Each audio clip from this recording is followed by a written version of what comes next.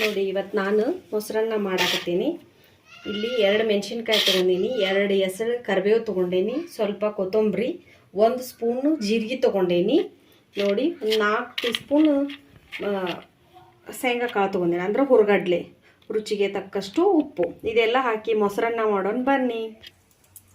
2 spoon ಎಣ್ಣೆ ಹಾಕ್ತೀನಿ ನೋಡಿ ಫ್ರೆಂಡ್. ಈಗ ಎಣ್ಣೆ ಕಾದ ನಂತರ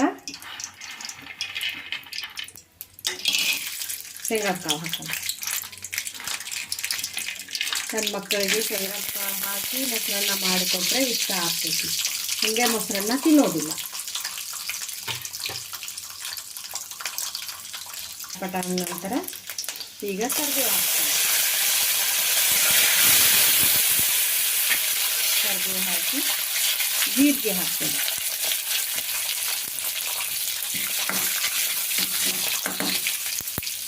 ಜೀರಿಗೆ ಹಾಕಿ ಹಸಿಮೆಣಸಿನ್ಕಾಯಿ ಹಾಕ್ತೀನಿ.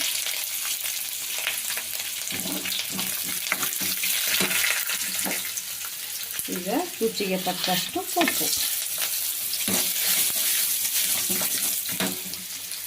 ಕೊತ್ತಂಬರಿ. ಗ್ಯಾಸ್ ಆಫ್ ಮಾಡೀನಿ ಫ್ರೆಂಡ್ಸ್. ಈಗ ಇಷ್ಟು ಕೊತ್ತಂಬರಿ ಹಾಕಿದೆ.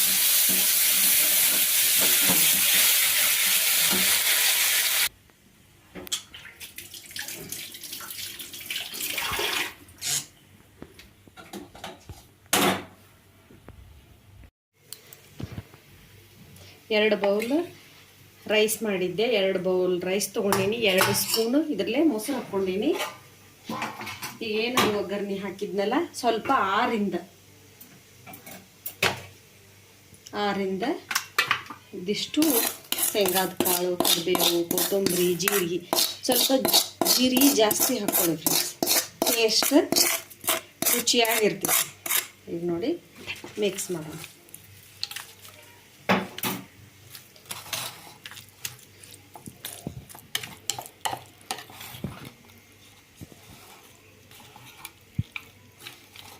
ಒಮ್ಮೆ ಮಾಡ್ಕೊಂಡು ತಿಂದು ನೋಡಿ, ಭಾಳ ಟೇಸ್ಟಾಗಿರ್ತೈತಿ ಇದು.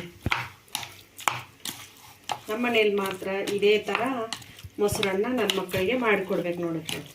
ಅಂದ್ರೆ ತಿಂತಾರೆ, ಇಲ್ಲಂದ್ರೆ ಮೊಸರನ್ನ ತಿನ್ನಂಗಿಲ್ಲ. ಶೇಂಗಾಕ್ಕೆ ಹಾಕಿದ್ರೆ ಮೊಸರನ್ನ ಅವ್ರಿಗೆ. ನೋಡಿ, ನಿಮಗೆ ಬೇಕಂದ್ರೆ ಇನ್ನೂ ಸ್ವಲ್ಪ ಮೊಸರು ಹಾಕ್ಕೊಡಿ.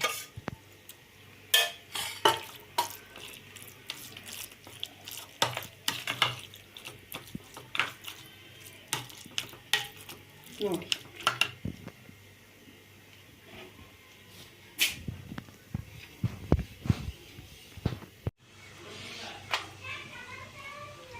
ನೋಡಿ ಮೊಸರನ್ನ ರೆಡಿ.